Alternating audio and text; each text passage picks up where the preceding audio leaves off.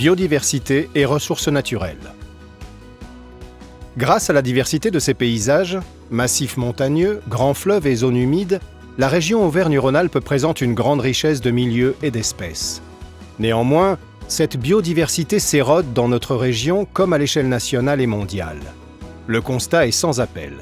Une espèce sur 3 est menacée dans la région, ainsi que 25% des milieux naturels et semi-naturels. Les causes de cette érosion sont connues. Une forte pression d'aménagement, notamment sur l'axe de la vallée du Rhône, des pollutions agricoles, industrielles et urbaines, et le changement climatique. Cette biodiversité est très dépendante de la disponibilité et de la qualité de la ressource en eau, ainsi que de la pression d'artificialisation des sols. Ces ressources sont de plus en plus sous contrainte dans un contexte marqué par le changement climatique. À titre d'illustration, en 2023, 36% des cours d'eau ont connu des périodes d'assec et 112 communes ont dû adopter des mesures exceptionnelles pour garantir l'alimentation en eau potable. Par ailleurs, près de 3000 hectares d'espaces naturels, agricoles et forestiers disparaissent chaque année, dont les 2/3 au profit de l'habitat. Pour ce faire, 6 grands défis et objectifs associés ont été identifiés pour 2030. Le renforcement de la couverture du territoire régional avec des aires protégées sous protection forte, la réduction des principaux obstacles à la libre circulation des espèces, la définition d'une cartographie des habitats dégradés, ainsi que le lancement d'au moins un projet de restauration écologique bénéfique sur les milieux à enjeu dans chaque intercommunalité.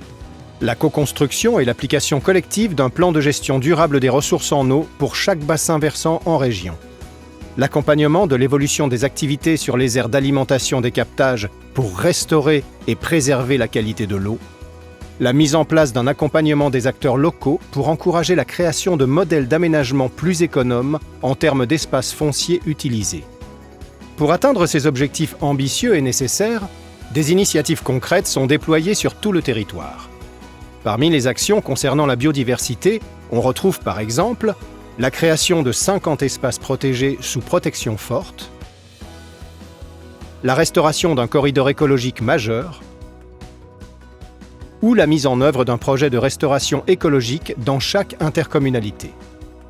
Du côté des ressources naturelles en eau, l'une des actions consiste à mettre en œuvre les 35 projets de territoire pour la gestion de l'eau qui visent à équilibrer l'usage de l'eau entre les besoins humains et la préservation des milieux naturels. En complément, des plans de sobriété de l'eau seront réalisés dans chaque filière économique. De plus, des plans d'action seront élaborés, mis en œuvre et révisés sur les captages prioritaires. En ce qui concerne les ressources naturelles, en foncier, on retrouve des actions comme l'accélération de la réhabilitation des friches, ainsi que l'identification des sites de désimperméabilisation et de renaturation au sein de chaque intercommunalité, puis la réalisation des opérations nécessaires.